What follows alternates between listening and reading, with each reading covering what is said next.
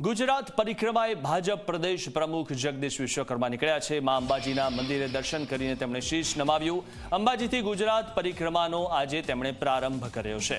એક સપ્તાહ સુધી ચાલશે સંગઠનાત્મક ગુજરાત પ્રવાસ। ઉત્તર ગુજરાત બાદ અન્ય ભાગોમાં પણ પ્રવાસ કરશે।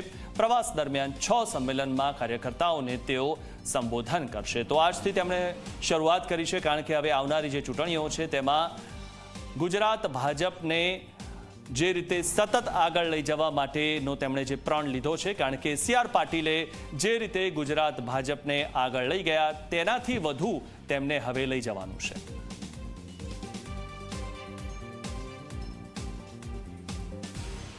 માં અંબાના દર્શન કરી આશીર્વાદ લીધા। શીર્ષક નેતૃત્વએ જે ભારતીય જનતા પાર્ટીની ગુજરાતની પ્રદેશની જે જવાબદારી આપી છે, એ જવાબદારી સાથે સાથે ગુજરાતના 6.5 કરોડ જનતાની સુખાકારી માટે, ભારતીય જનતા પાર્ટીના લાખો કાર્યકર્તા માટે માં અંબાના ચરણોમાં સમગ્ર લોકોની સુખાકારી માટે પ્રાર્થના કરી છે।